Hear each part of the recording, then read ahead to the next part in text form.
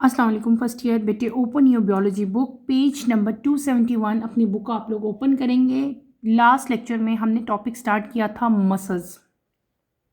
मैंने आपको बताया था कि व्हाट आर मसल्स। हमने टाइप ऑफ मसल्स पढ़ी, उनका स्ट्रक्चर पढ़ा, उनकी इंपॉर्टेंस एंड देन उनकी मूवमेंट विद एग्जांपल्स जो है मैंने आपको सारी की सारी एक्सप्लेन की। हमने क्या पढ़ा था मसल्स। मैंने आपको क्या बताया था कि बेटे मसल जो हैं ये टिश्यूज़ हैं, दे आर टिश्यूज जो के कंट्रैक्ट करते हैं एक कोऑर्डिनेटेड वे में। बहुत सारे मसल जो हैं वो कंबाइन होके जो है वो कंट्रैक्ट करेंगे और उनकी कंट्रैक्शन से क्या चीज़ प्रोड्यूस होती है, मूवमेंट प्रोड्यूस होती है हमारी बॉडी के डिफरेंट पार्ट्स की और होल बॉडी की भी। तो जो मसल्स हैं वो हमें मेनली जो सबसे ज़्यादा इम्पॉर्टेंट इनका फीचर है वो क्या है कि ये हमारे डिफरेंट बॉडी पार्ट्स को और हमारी होल बॉडी को जो है वो मूवमेंट देने में जो है वो ईज आउट करते हैं, हेल्प करते हैं बोन्स के साथ। ठीक है, तो मसल्स और बोन्स कंबाइन होकर पूरा का पूरा जो है वो एक स्केलेटल सिस्टम बनाते हैं। क्या डेफिनेशन हमने कर ली थी कि muscle is defined as the tissue that can contract in a coordinated way to produce movement of body part or whole body. Is that clear? Types मैंने आपको पढ़ाई, देन हमने तीनों की तीनों टाइप्स की, तीनों टाइप्स की डायग्राम मैंने आपको बनाई के दिखाई। उसके बाद मैंने आपको इनके जो मेन डिफरेंसेस थे वो भी बेटे मैंने आपको बताए। आज हम लोग स्टार्ट करेंगे अपना next topic that is structure of skeletal muscles. अपनी बुक का पेज नंबर 271 बेटे आप लोग ओपन करेंगे। इस 271 पे ये टॉपिक है जो आज हम पढ़ेंगे। Let's start with reading. Structure of skeletal muscle. The cells of skeletal muscle, that is muscle fibers, myofibers, are in the form of bundles which are enclosed by collagen fiber and connective tissues. At the end of skeletal muscle, the collagen and connective tissue form tendons which attach the muscles to bones. इसको underline करें tendons word को। हो गया। Next आपका है ultra structure of skeletal muscle. Each skeletal muscle, that is muscle fiber, is a cylindrical multinucleated cell enclosed by a plasma membrane called sarcolemma. इसको भी underline करो। Its cytoplasm is called sarcoplasm. Underline this. And it contains sarcoplasmic reticulum. The sarcolemma या lemma जो भी आप कह लो, the sarcolemma penetrate deep into the cell to form hollow elongated tube, the transverse tubules, T tubules. The T tubules reach the end of SR यानी कि sarcoplasmic reticulum. Each muscle fiber contain a bundle of 4 to 20 elongated thread-like structure called myofibrils. Myofibrils are made up of two type of filament: thick filament composed of myosin and thin filament composed of actin. The thick filament create dark band called A bands, while the thin filament create light band called I bands. The alternating dark and light bands give skeletal muscle its striated appearance. The thin actin filaments are attached to protein disc called Z-line. The section between two Z-line is called sarcomere. The smallest unit of muscle contraction. Sarcomere को भी underline करो. Within the sarcomere, the thin filament extend from the Z-line toward the center where they overlap with thick filament. This overlap creates the A-band with a lighter central region called H-band where no overlap occur. During muscle contraction, the thick filaments slide deeper into the A band, causing the H band and I band to narrow. The A bands are pulled closer together, shortening the muscle. The center of the H band may have a dark line called the M line, which helps stabilize the thick filament. Topic थोड़ा सारा lengthy है जिसकी मैंने भी reading की। Page number 271 पे बेटे हम लोग पढ़ रहे हैं। मैंने आपको रीडिंग जिस टॉपिक की भी की है that is ultra structure of skeletal muscles. हमने पढ़ा था मसल की टाइप्स। ठीक है, 3 टाइप्स थी जो मैंने आपको बताई थी लास्ट लेक्चर में मसल्स की। उसमें नंबर 1 टाइप जो मैंने आपको कल पढ़ाई थी that is skeletal muscles. Skeletal muscles वो थे जो रिस्पॉन्सिबल थे हमारी बॉडी के मूविंग पार्ट्स के लिए, यानी कि मूवमेंट के लिए, जैसे कि लिम्स हैं, ट्रंक है, हमारा फेस है, इनकी मूवमेंट के लिए ये मसल जो हैं ये इम्पॉर्टेंट थे। आज के लेक्चर में बेटे मैं आपको बताऊंगी कि जो स्केलेटल मसल्स हैं इनका स्ट्रक्चर क्या है, सारा इनका इंटरनल स्ट्रक्चर 1 by 1 डिटेल से इनके सारा मैं आपको बताऊंगी। सबसे पहले आती है इसकी स्ट्रक्चरल ऑर्गेनाइजेशन, ठीक है, जो हम सबसे पहले यहाँ पे आपके फर्स्ट 3 लाइंस में जो बताई हुई है, that is structural organisation. Skeletal muscle बेटे क्या होता है कि ग्रुप ऑफ सेल से मिलके बनते हैं। स्केलेटल मसल किससे मिलके बनते हैं? ग्रुप ऑफ सेल से। आप सिंपल कह सकते हो a skeletal muscle is made of group of cell, ठीक है, ग्रुप ऑफ सेल से ये मिलके बनते हैं। उन ग्रुप ऑफ सेल्स को हम लोग क्या कहते हैं? They are known as muscle fibre, या उनका दूसरा नाम क्या है, दूसरी टर्मिनोलॉजी जो इनके लिए हम यूज़ करेंगे, that is known as myofibre. क्या कहेंगे उसको? हम लोग मायोफाइबर कहेंगे। क्लियर हो गया?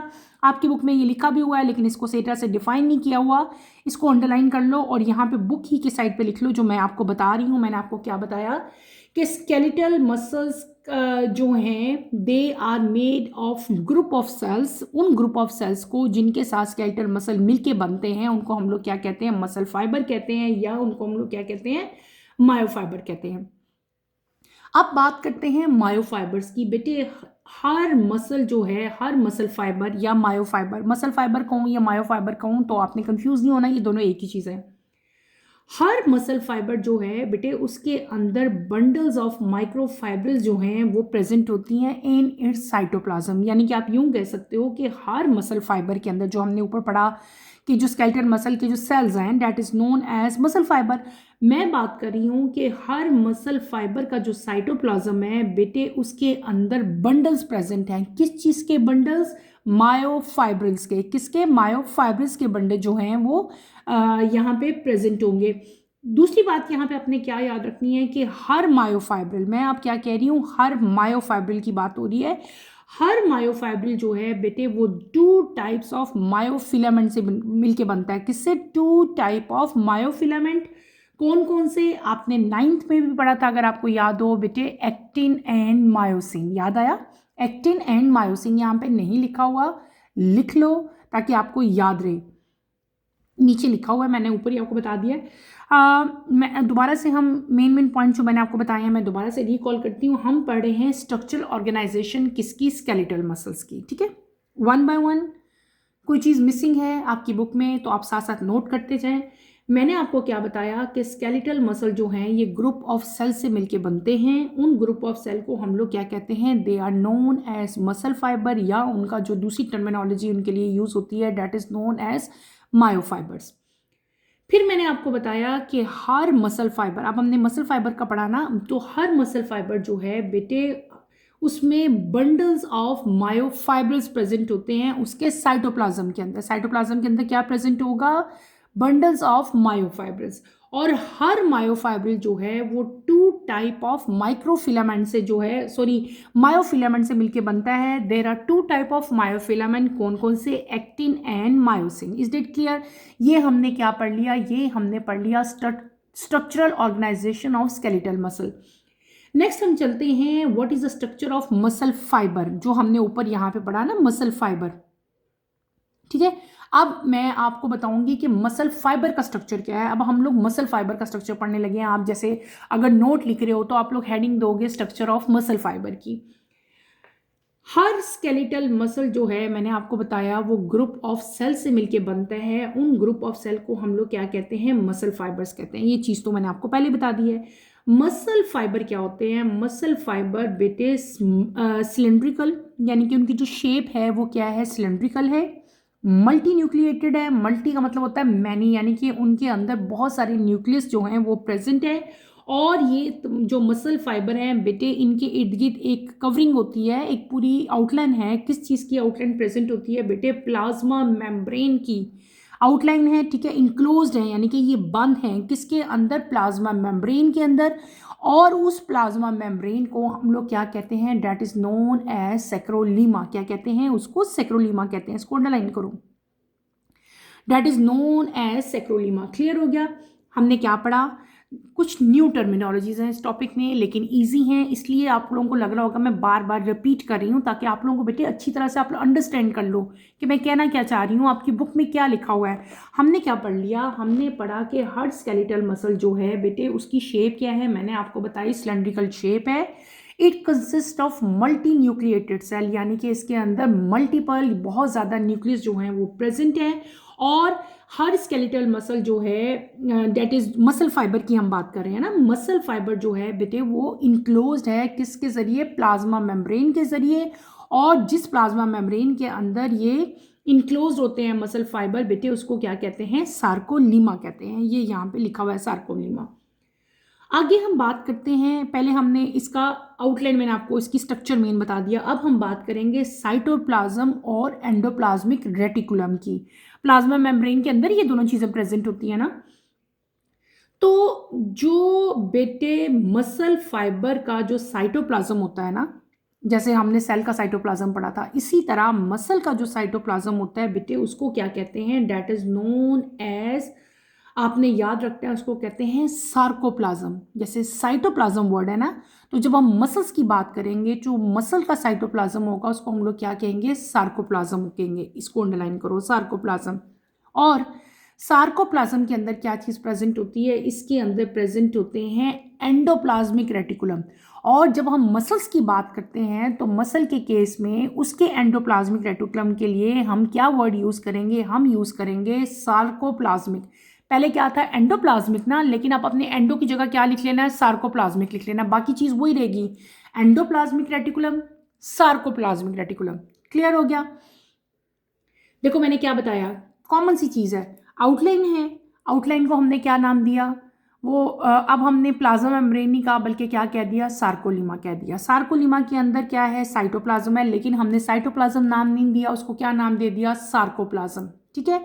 साइटोप्लाज्म के अंदर क्या होता था, एंडोप्लाज्मिक रेटिकुलम, लेकिन अब जब हम मसल्स की बात करेंगे तो उसके अंदर क्या चीज़ प्रेजेंट होगी, सार्कोप्लाज्मिक रेटिकुलम, जिसको हम SR लिखेंगे, सार्कोप्लाज्मिक रेटिकुलम जो है इसके अंदर प्रेजेंट होंगे।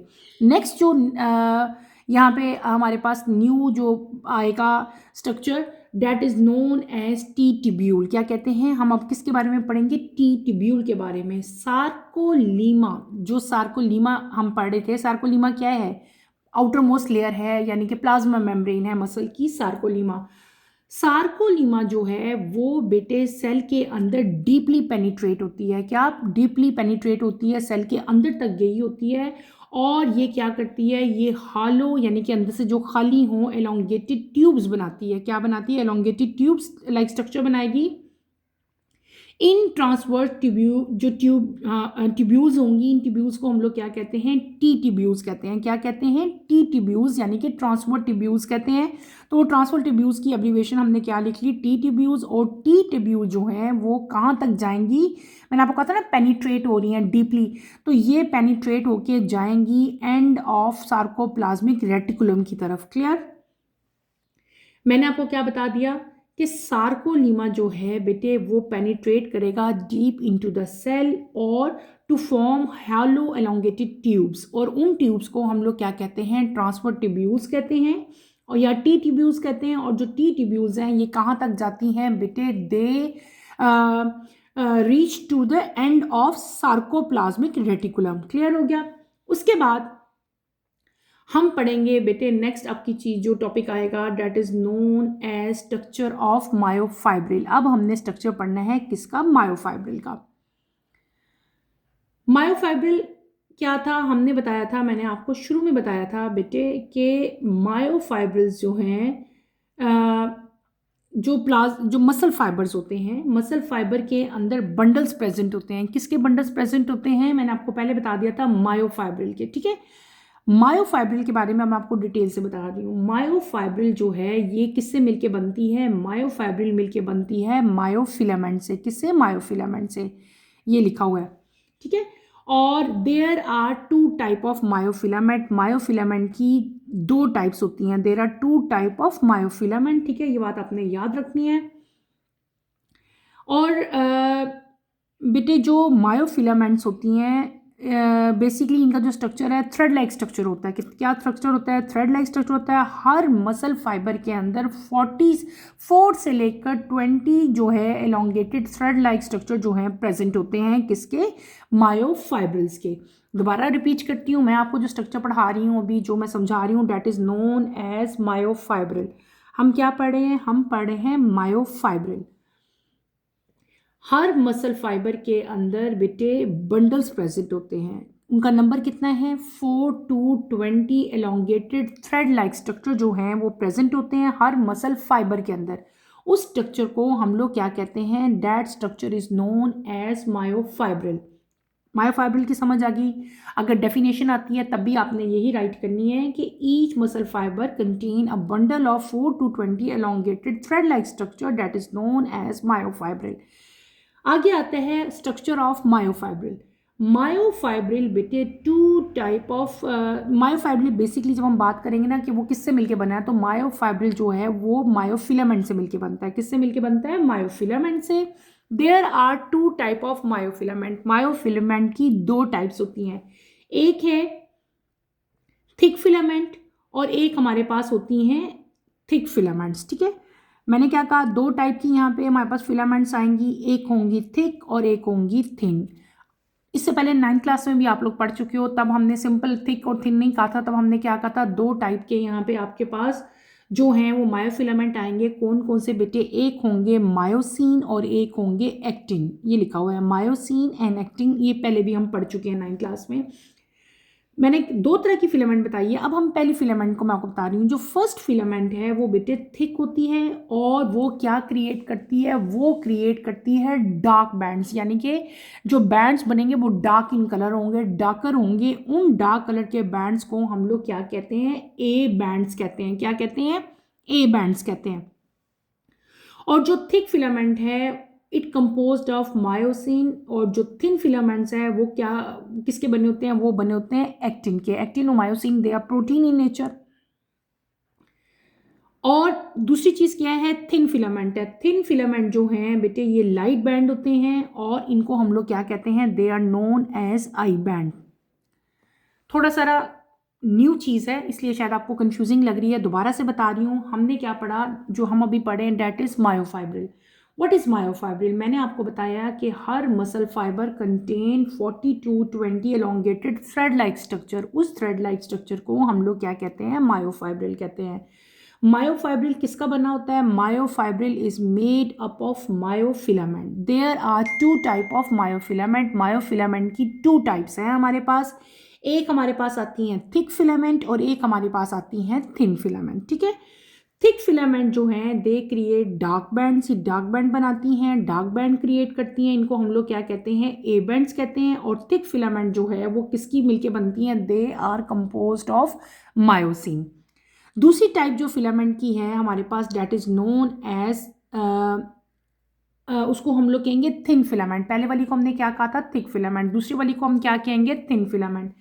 थिन फिलामेंट जो है इट क्रिएट लाइट बैंड्स और इनको हम लोग क्या कहेंगे, आई बैंड्स कहेंगे। ठीक है, और आई बैंड किसके मिलके बने होते हैं, यानी कि थिन फिलामेंट किससे बनती है, ये बनती है इट कंपोज्ड ऑफ एक्टिन। ठीक है, क्लियर। अब अगली बात हम करेंगे कि ये जो हमने बताया, एक थिन बैंड है, एक जो है थिक बैंड है, एक थिन है, यानी कि एक डार्क बैंड है, एक लाइट बैंड है। ए बैंड और आई बैंड हो गए ना। तो ए और आई बैंड जो हैं बेटे, इनकी अरेंजमेंट कैसी है, ये किस तरह से अरेंज है मसल्स के अंदर। तो जो अल्टरनेटिंग, इनके अल्टरनेटिंग है, यानी कि अल्टरनेटिंग का मतलब होता है एक के बाद दूसरा, पहले डार्क आएगा फिर लाइट बैंड आएगा फिर डार्क आएगा फिर लाइट आएगा। तो ये अल्टरनेटिंग डार्क और लाइट बैंड जो है ये स्केलेटल मसल बनाते हैं, इसका स्ट्रक्चर बनाते हैं। वो जो हम स्ट्रक्चर देखते थे ना, स्ट्राइप स्ट्रक्चर स्केलेटल मसल्स का, वो यही होता था, एक थिक बैंड एक लाइट बैंड, एक थिक बैंड एक लाइट बैंड। और जो थिन एक्टिन फिलामेंट है ये अटैच होता है प्रोटीन डिस्क के साथ, जिसको हम लोग क्या कहते हैं, जी लाइन कहते हैं। क्या कहते हैं, जी लाइन कहते हैं। मैंने क्या कह दिया कि जो थिन फिलामेंट है, थिन फिलामेंट को क्या कहते थे हम, एक्टिन फिलामेंट। जो थिन फिलामेंट है बेटे ये प्रोटीन डिस्क के साथ अटैच होता है और उसको हम क्या कहते हैं, that is known as G line. ठीक है, अब ये क्या हो जाएगा हमारे पास, that is known as G line. Clear. आगे चलते हैं। आगे हमारे पास एक नई चीज़ आ रही है, नया एक टर्मिनोलॉजी आ रही है, नया स्ट्रक्चर आ रहा है, that is known as sarcomere. क्या नाम स्ट्रक्चर आ रहा है हमारे पास, सार्कोमेयर। सार्कोमेयर क्या चीज़ है बेटे, sarcomere is the smallest unit of muscle contraction. Muscle contraction का सबसे स्मॉलेस्ट यूनिट जो होता है उसको हम लोग क्या कहते हैं, सार्कोमेयर कहते हैं। क्या कहते हैं, सार्कोमेयर। क्लियर हो गया। मैंने क्या बता दिया, स्मॉलेस्ट यूनिट किसका, मसल कंट्रैक्शन का जो है उसको हम लोग क्या कहते हैं, सार्कोमेयर कहते हैं। अब सार्कोमेयर के बारे में मैं आपको बताने लगी हूँ। अगर आपका नोट सार्कोमेयर पे आता है तो उसको भी आपने कोशिश करनी है पॉइंट वाइज लिखो। सार्कोमेयर जो है ये सेक्शन है बिटवीन टू जी लाइन। हमने जी लाइन के बारे में पढ़ा ना कि जो थिन एक्टिन फिलामेंट है जब वो प्रोटीन डिस्क के साथ अटैच होती है तो उसको हम लोग क्या कहते हैं, जी लाइन कहते हैं। बेटे दो जी लाइन के दरमियान में जो सेक्शन होता है ना उसको हम लोग क्या कहते हैं, उसको हम लोग कहते हैं सार्कोमेयर। यानी कि it is the section between two Z line, दो जी लाइंस के दरमियान में सार्कोमेयर का एक सेक्शन जो है वो प्रेजेंट होता है। सार्कोमेयर के अंदर जो है वो थिन फिलामेंट एक्सटेंड करती हैं, जेड लाइन से एक्सटेंड करती हैं और सेंटर की तरफ जाएंगी। कहाँ जाएंगी, सेंटर की तरफ जाएंगी। वहाँ पे जाके ये ओवरलैप कर लेंगी किसके साथ, थिक फिलामेंट के साथ। दोबारा सुनो मैंने क्या कहा, विद इन सार्कोमेयर। हम सार्कोमेयर पढ़ रहे हैं ना, सार्कोमेयर के अंदर बेटे जो थिन फिलामेंट होती हैं वो एक्सटेंड करती हैं। एक्सटेंड का मतलब होता है आगे निकल जाना, बड़ी हो जाना। वहाँ से वो एक्सटेंड करेंगी फ्रॉम जी लाइन से निकलेंगी टूवर्ड सेंटर, सेंटर की तरफ जाएंगी और वहाँ पे जाके ये ओवरलैप कर जाएंगी। यानी कि ओवरलैप का मतलब होता है किसी के ऊपर चिपक जाना, किसी के ऊपर चढ़ जाना। ओवरलैप करेंगी किसके साथ बेटे, थिक फिलामेंट के साथ, ठीक है। और जब ये ओवरलैप करती हैं, ठीक है, कौन, थिक और थिक फिलामेंट, थिक भी और थिन फिलामेंट जब ओवरलैप करते हैं तो ये ओवरलैप करके एक नया बैंड जो है वो क्रिएट करते हैं। उस बैंड को हम लोग क्या कहते हैं, that is known as A band. क्या कहते हैं उसको, हम लोग ए बैंड कहते हैं। ए बैंड के अंदर अगर देखा जाए तो उसके सेंटर में एक लाइटर रीजन जो है वो प्रेजेंट होता है। क्या होता है, लाइटर रीजन प्रेजेंट होता है। उस रीजन को हम लोग क्या कहते हैं, एच बैंड कहते हैं। और एच बैंड में ओवरलैप जो है वो नहीं होता, no overlapping occur at H band. Clear. उसके बाद एंड पे हमारे पास जो चीज़ आती है डैट इज मसल कंट्रैक्शन। अब तो हमने सारा स्ट्रक्चर पढ़ लिया, अब आपका आता है कि मसल जो है वो कंट्रैक्ट किस तरह कर रहे हैं, हाउ मसल कंट्रैक्ट, ये चीज़ हमने पढ़नी है। पॉइंट्स में बताऊंगी ताकि आपको समझ आए। सबसे पहले क्या होगा कि थिन फिलामेंट जो है वो डीपर जाएंगी, यानी कि डीपली जाएंगी किसके अंदर बेटे, इनटू ए बैंड। और ये क्या कॉज करेंगी, एच बैंड और आई बैंड को ये क्या कर देंगी, नैरो कर देंगी। नैरो करने का मतलब होता है जो उनका अंदर सेंटर है वो क्या हो जाएगा, और छोटा हो जाएगा, उसकी डेप्थ और छोटी हो जाएगी, ठीक है। क्या मैंने पहला क्या है कि जो थिन फिलामेंट हैं बेटे वो क्या करती हैं, थिन फिलामेंट ए बैंड के अंदर डीपर जाएंगी, वहाँ पे जाके ये एच बैंड को और आई बैंड को क्या कर देंगी, नैरो कर देंगी। उसके बाद ए बैंड जो है they are pulled, A band जो है वो पुल्ड होते हैं और क्लोज आ जाते हैं, जिसकी वजह से मसल जो हैं वो क्या हो जाते हैं, शॉर्ट हो जाते हैं। मसल क्या हो जाते हैं, शॉर्ट हो जाते हैं। जब मसल शॉर्ट हो जाएंगे तो बेटे जो सेंटर होता है एच बैंड का वो क्या करेगा, वो डार्क लाइन क्रिएट करेगा। क्या करेगा, डार्क लाइन क्रिएट करेगा।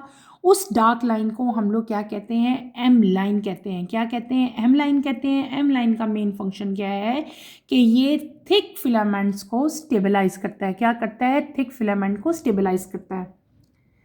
तो ये हमारा सारा फंक्शन था। मैंने आपको एंड पे क्या बता दिया, मसल कंट्रैक्शन बताया। मसल कंट्रैक्शन मैं दोबारा से एक दफ़ा रिपीट करती हूँ। मैंने आपको क्या बताया कि मसल कंट्रैक्शन के दरमियान जब होती है, जब कंट्रैक्शन होगी तो थिन फिलामेंट जो है वो डीपर स्लाइड करते हैं किसके अंदर, ए बैंड के अंदर, जिसकी वजह से एच बैंड और आई बैंड जो हैं वो क्या हो जाते हैं, नैरो हो जाते हैं।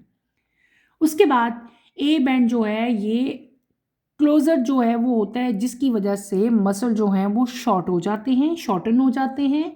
और एच बैंड का जो सेंटर है बेटे उसके अंदर डार्क लाइंस बन जाती हैं, ठीक है। उन लाइंस को हम लोग क्या कहते हैं, एम लाइंस कहते हैं। एम लाइंस का मेन फंक्शन क्या होता है कि ये थिक फिलामेंट को स्टेबलाइज करने में हेल्प आउट करते हैं। ये हमने क्या पढ़ा, ये सारा स्ट्रक्चर हमने पढ़ा स्केलेटल मसल्स का। मेन पॉइंट इसके दोबारा से रिकॉल करूंगी ताकि अगर किसी बच्चे का कोई चीज़ मिस हो गई है तो उसको दोबारा से समझ आ जाए, ठीक है। बिल्कुल कोशिश करती हूँ एक स्टोरी की फॉर्म में आपको इसको सुनाऊं ताकि इसको याद करना आपके लिए ईजी हो जाए। इसको पॉइंट वाइज हेडिंग दे के समझो, तब आपको समझ आएगी। अदरवाइज़ ये आपके लिए एक न्यू टॉपिक है, थोड़ा सा डिफिकल्ट है लेकिन ज़्यादा डिफिकल्ट नहीं है। इसको समझो, ईजिली याद हो जाएगा। दोबारा से रिपीट कर रही हूँ, गौर से सुने। हमने पढ़ा स्ट्रक्चर किसका, स्केलेटल मसल्स का। मैंने आपको क्या बताया कि स्केलेटल मसल्स का सबसे पहले मैंने आपको बताया इसकी स्ट्रक्चरल ऑर्गेनाइजेशन। स्केलेटल मसल जो है ग्रुप ऑफ सेल से मिलके बनता है। उन ग्रुप ऑफ सेल्स को हम लोग क्या कहते थे, मसल फाइबर्स कहते थे या मायोफाइबर्स कहते थे। हर मसल फाइबर के अंदर बंडल्स ऑफ मायोफाइब्रिल्स जो हैं वो उसके साइटोप्लाज्म में प्रेजेंट होते हैं। फिर मैंने आपको क्या बताया कि हर मायोफाइब्रिल जो है वो 2 टाइप ऑफ मायोफिलामेंट से मिलके बनता है, एक है मायोसिन और एक है एक्टिन। उसके बाद हमने पढ़ा था स्ट्रक्चर ऑफ मसल फाइबर। जो मैंने आपको मसल फाइबर पढ़ाए थे उनका स्ट्रक्चर मैंने आपको बताया था। स्ट्रक्चर में हमने क्या पढ़ा था कि हर स्केलेटल मसल जो है वो उसकी जो शेप है वो क्या शेप होती है, सिलेंड्रिकल शेप होती है। मल्टी न्यूक्लिएटेड सेल होते हैं, यानी कि हर सेल के अंदर मल्टीपल जो है वो न्यूक्लियस प्रेजेंट होंगे। और हर मसल फाइबर जो है वो इनक्लोज होता है किसके अंदर, प्लाज्मा मेम्ब्रेन के अंदर। और इसकी प्लाज्मा मेम्ब्रेन को हम लोग क्या कहते थे, सार्कोलीमा कहते थे। क्लियर। उसके बाद मैंने आपको बताया था साइटोप्लाज्म एंड एंडोप्लाज्मिक रेटिकुलम। जो मसल फाइबर का बेटे साइटोप्लाज्म होता है उसको हम लोग क्या कहते हैं, सार्कोप्लाज्म कहते हैं। और उसके एंडोप्लाज्मिक रेटिकुलम को हम लोग क्या कहते हैं, सार्कोप्लाज्मिक रेटिकुलम। क्या, सार्कोप्लाज्मिक रेटिकुलम और सार्कोप्लाज्म, इनको अंडरलाइन कर लो। उसके बाद एक नया स्ट्रक्चर मैंने आप लोगों को बताया, that is known as T tubules. क्या बताया, T tubules. What are T tubules? मैंने आपको बताया कि सार्कोलीमा जो है वो पेनिट्रेट करता है डीपली इनटू द सेल और ये हॉलो एलोंगेटेड ट्यूब्स बनाता है। ठीक है, इन ट्यूब्स को हम लोग क्या कहते हैं, ट्रांसफर टिब्यूल्स कहते हैं, या इनको हम लोग क्या कहते हैं, टी टिब्यूल्स कहते हैं। और ये हॉलो होती हैं, यानी कि अंदर से खाली होती हैं। और ये जो टी ट्यूब्यूल्स बनती हैं बेटे, ये कहाँ तक जाती हैं, ये जाती हैं सार्कोप्लाज्मिक रेटिकुलम के एंड तक जो है ये जाएंगी। उसके बाद हमने स्ट्रक्चर पढ़ा मायोफाइब्रिल्स का। मायोफाइब्रिल्स में मैंने आपको, ये बड़ा इंपॉर्टेंट है, ठीक है, मायोफाइब्रिल्स में मैंने आपको क्या बताया कि हर मसल फाइबर के अंदर 4 to 20 elongated thread like structure present होते हैं। उन थ्रेड लाइक स्ट्रक्चर्स को हम लोग क्या कहते थे, मायोफाइब्रिल कहते थे। हर मायोफाइब्रिल जो है वो मायोफिलामेंट से मिलके बनता था। और there are 2 type of myofilament. एक को हम क्या कहते थे, थिक फिलामेंट, और सेकंड को हम लोग क्या कहते थे, थिन फिलामेंट। थिक फिलामेंट जो है बेटे, इट क्रिएट डार्क बैंड्स, वो डार्क बैंड क्रिएट करता था। और डार्क बैंड्स को हम लोग क्या कहते हैं, ए बैंड्स कहते हैं। इसको अंडरलाइन करो। और दूसरा जो फिलामेंट की टाइप थी, that is known as thin filament. और थिन फिलामेंट को हम लोग क्या कहते थे, लाइट बैंड्स कहते थे। और लाइट बैंड्स को क्या नाम देते थे हम लोग, आई बैंड का। अब 2 बैंड हो गए, एक ए बैंड और एक कौन सा हो गया आपके पास, आई बैंड। उसके बाद मैंने आपको बताई थी कि अरेंजमेंट कैसी है लाइट बैंड की और डार्क बैंड की। लाइट बैंड और डार्क बैंड जो हैं बेटे, ये अल्टरनेटिंग फॉर्म में प्रेजेंट होते हैं, एक लाइट बैंड, एक डार्क, एक लाइट, एक डार्क। ठीक है, और ये स्केलेटल मसल को एक स्ट्राइप स्ट्रक्चर जो है, एक स्टीरिएटेड स्ट्रक्चर देते हैं, एक स्टीरिएटेड अपीयरेंस देते हैं। लाइट और डार्क जो बैंड है ये कंबाइन होके। और जो थिन एक्टिंग फिलामेंट यहाँ पे हमने पढ़ी थी, थिन भी पढ़ी थी ना, थिन फिलामेंट। थिन फिलामेंट जो है बेटे, ये प्रोटीन डिस्क के साथ अटैच होती थी। और जब ये प्रोटीन डिस्क के साथ अटैच होती है तो इसको हम लोग क्या कहते हैं, जी लाइन कहते हैं। क्या कहते हैं, जी लाइन कहते हैं। मैंने आपको कहा था जी लाइन को भी आप लोग अंडरलाइन कर लें। उसके बाद एक नया स्ट्रक्चर मैंने आपको पढ़ाया, that is known as sarcomere. Sarcomere क्या चीज़ थी, sarcomere is the smallest unit of muscle contraction. फिर मैंने आपको क्या बताया था, ये सेक्शन है between 2 Z line, 2 Z line के दरमियान का जो सेक्शन है उसको हम लोग क्या कहते हैं, सार्कोमेयर कहते हैं। सार्कोमेयर के अंदर थिन फिलामेंट जो हैं वो एक्सटेंड करती हैं, जी लाइन से लेकर सेंटर तक जाती हैं। ठीक है, और वहाँ पे जाके ये ओवरलैप करती हैं किसके साथ, थिक फिलामेंट के, यानी कि थिन फिलामेंट ओवरलैप हो रही हैं किसके साथ, थिक फिलामेंट के साथ। और ये ओवरलैप जब होती हैं तो ये एक नया बैंड क्रिएट करती हैं। उस बैंड को हम लोग क्या कहते थे, ए बैंड कहते थे। ए बैंड लाइटर सेंट्रल, इसका एक रीजन होता था, यानी कि सेंट्रल रीजन से ये लाइट इन कलर होंगी, उसको हम लोग लाइटर सेंट्रल रीजन कहते हैं। और उसका नाम क्या है, एच बैंड है। क्या नाम है उसका, एच बैंड है। और जब एच बैंड होता है तो एच बैंड के अंदर ओवरलैप नहीं होगा, ओवरलैपिंग नहीं होगी। इन द एंड मैंने आपको क्या पढ़ाया, मैंने आपको पढ़ाया मसल कंट्रैक्शन। मसल कंट्रैक्शन में मैंने आपको 3 मेन पॉइंट्स इसके बताए थे। मैंने बताया था कि थिन फिलामेंट जो है ये डीपली स्लाइड करेगी इनटू द ए बैंड, ठीक है, और एच बैंड और आई बैंड जो हैं वो क्या हो जाएंगे, यहाँ पे नैरो हो जाएंगे। ए बैंड जो हैं ये क्लोजर आएंगे सारे, और जब ये क्लोज हो जाते हैं ए बैंड तो मसल जो है वो क्या हो जाता है आपका शॉर्ट हो जाता है। और जो एच बैंड का सेंटर है बेटे, इसके अंदर एक डार्क लाइन बन जाती है, उसको हम लोग क्या कहते हैं, एम लाइन कहते हैं। क्या कहते हैं, एम लाइन। और एम लाइन का मेन फंक्शन क्या होता है कि ये थिक फिलामेंट को स्टेबलाइज करती है। ये हमने सारा क्या पढ़ लिया, ये हमने पढ़ा स्ट्रक्चर ऑफ स्केलेटल मसल्स। अच्छा, स्केलेटल मसल्स जो हैं इनको आपने अच्छी तरह से स्टडी करना है। इसमें कोई प्रॉब्लम होती है, कोई कन्फ्यूजन होती है तो feel free to ask any question. यहाँ पे एक और चीज़ मैं आपको शायद मैंने नहीं बताई, मैं दोबारा बता देती हूँ।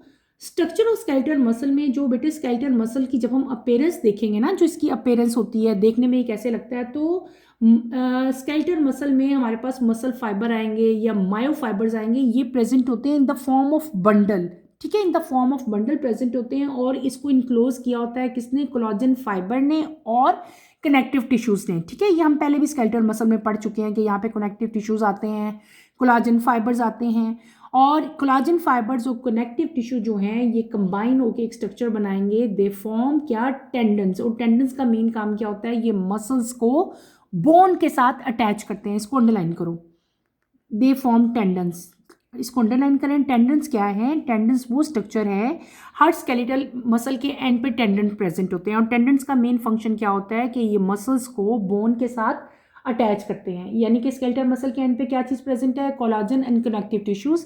कोलाजन और कनेक्टिव टिश्यू कंबाइन होकर स्ट्रक्चर बनाते हैं टेंडन्स, और टेंडन्स का मेन फंक्शन क्या होता है कि ये बोन्स को मसल्स के साथ या मसल्स को बोन के साथ जो है वो अटैच करते हैं। क्लियर। अच्छा, ये जो पूरा टॉपिक मैंने पढ़ा इसमें से आपके बहुत सारे शॉर्ट क्वेश्चन भी आ सकते हैं, फुल लॉन्ग भी आ सकता है, लेकिन शॉर्ट ज़्यादा आ सकते हैं।